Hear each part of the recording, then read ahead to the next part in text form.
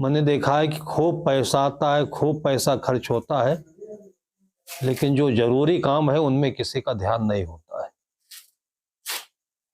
बहुत पहले किसी गांव में मैं गया था, और है यहीं छत्तीसगढ़ का वो गांव, और अच्छा कार्यक्रम, बड़ा पैसा लगाया होगा उन लोगों ने।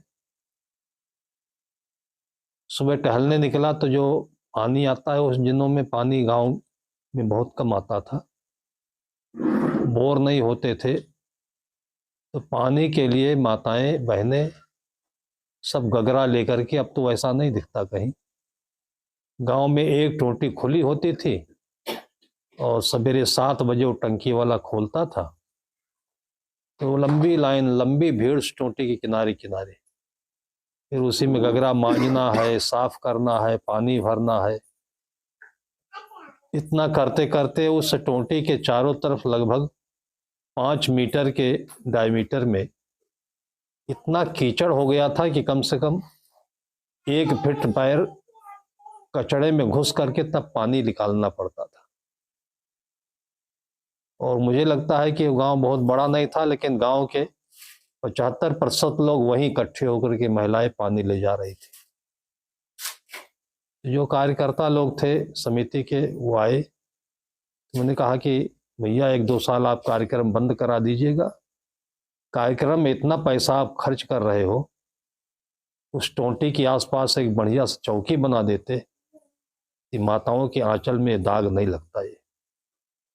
ये आपके लिए रोटी बनाती है, सुबह से शाम तक का एनर्जी पावर हाउस यही है, और सबकी आंखें यहीं से आ जा करके इन चीज़ों को नज़रअंदाज करती रहती है, सत्य दूर दूर तक नहीं दिखाई पड़ेगा। ये चीज़ हर जगह होती है, और खर्च करने की आदत हम लोगों ने सीखी बाबूगिरी से, बड़प्पन की भावना से।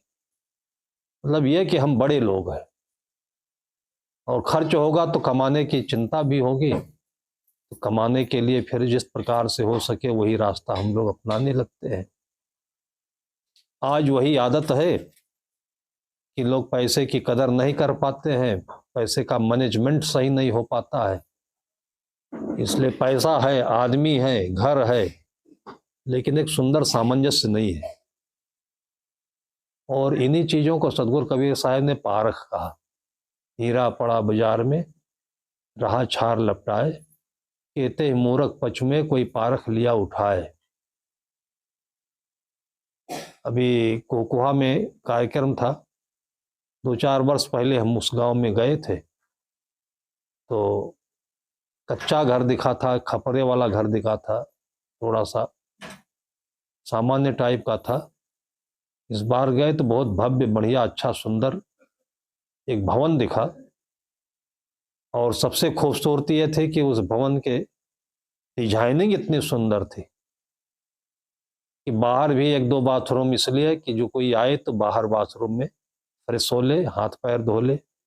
सामने एक सुंदर गार्डन, 3-4 पौधा लगाए थे, इतना खूबसूरत पौधा। तो मैंने पूछा कि भाई ये डिजाइनिंग किसने की, कोई आर्किटेक्ट होगा आपके संबंध में? बोले साहब हम हमारे बेटों के साथ बैठ करके सब लोगों ने अपनी अपनी विचारधारा प्रकट की, अपनी इच्छा प्रकट की, उसी के अनुसार मिला जुला करके हम लोगों ने इसको बनाया है।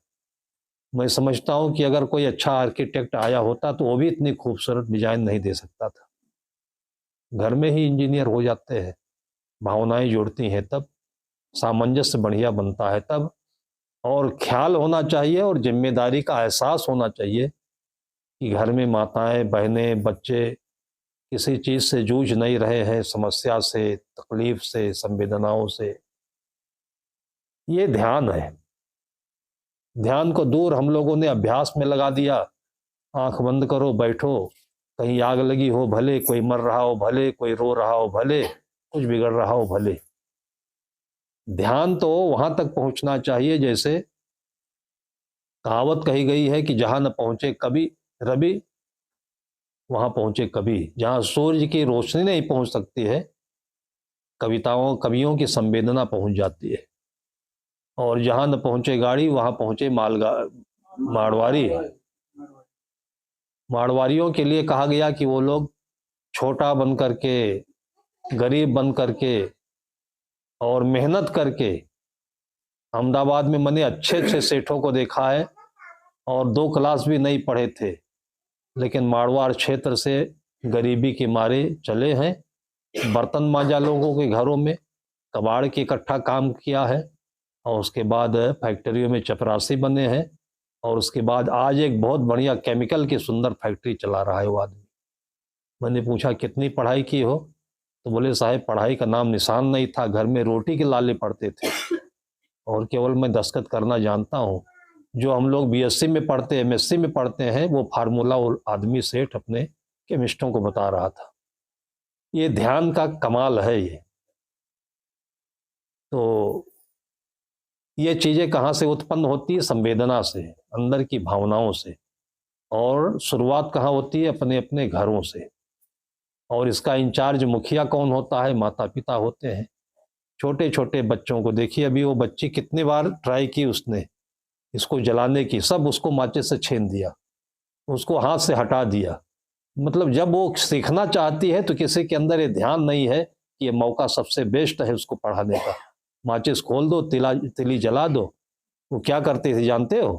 वो जो इसकी जो बाती है, बाती को ऐंठ रही थी, क्योंकि उसमें तेल लगा होता है तो जलता नहीं है। वो किसी का देखा होगा उसने, वो करने जा रही, उसके आगे उसको मालूम नहीं, मैंने माचिस दे दिया तो खोल नहीं पा रहे थे। उसके सामने किसी ने खोला नहीं, खोला तो है नहीं बल्कि हाथ झटक दिया उसका। वह सबको झटकते घूमते रहते हैं हम लोग पूरी जिंदगी भर। पैसा जेब में है, झटक देते हैं। कहाँ पर चले जाते? समोसा खा के चले आते हैं, वहाँ चाउमीन बन रहा है खा के चले आते हैं और मुंह रुमाल में पोंछ लिया और घर में आए बोल दिए सब्जी अच्छी नहीं बनी है। वो बेचारी नाराज बैठी है, क्या करे, इनको कैसे बनाओ, अच्छी नहीं लगती है। तो जिन घरों की ये दशा होगी, जहां पर ध्यान एकाग्र नहीं होगा, दर्दों से जुड़ा नहीं होगा, वहां पर किसी कीमत पर भक्ति नहीं हो सकती, सत्संग नहीं हो सकता है।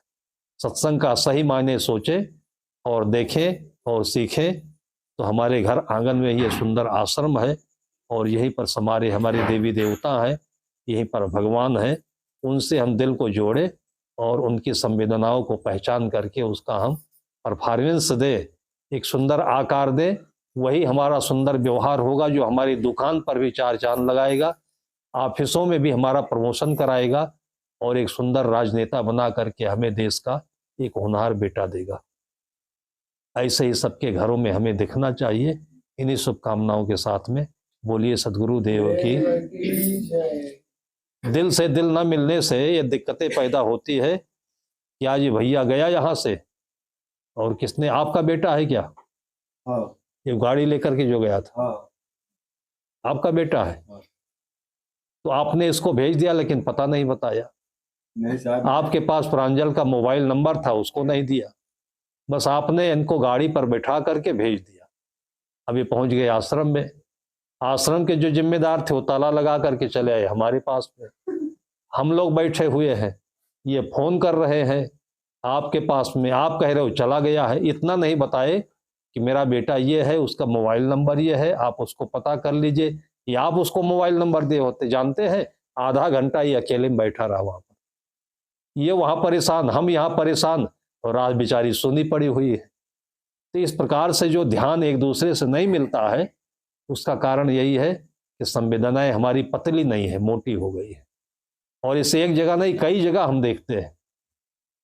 यहां से निकलते तो तारतम्य मिल जाना चाहिए, ये इनसे मिल जाते, ये इनसे मिल जाते, तो जैसे पहुंचते हम लोग इस पर बैठ करके सीधे यहाँ पहुंच। हो सकता है गाड़ी बिगड़ती भी नहीं, लेकिन अच्छा ये रहा कि वहां बिगड़ी जहां बिगड़ने की जगह थी। वो बखारा के नागर जी, वो नाहर जी, वो अपने घर पर ले जाना चाहते थे 5 मिनट के लिए। हम लोग उतर के अंदर चले गए, ये ट्रायल करने लगे तो पता चला गाड़ी बिगड़ी है। उन्होंने कहा साहब वैसे भी हम चाहते थे कि हमारी गाड़ी पर आप बैठ ले, तो तुरंत उन्होंने कॉल की और गाड़ी बैठा कर यहाँ पर भेज दिया। तो हमेशा ध्यान बने रहना चाहिए, हम लोग भी करते हैं।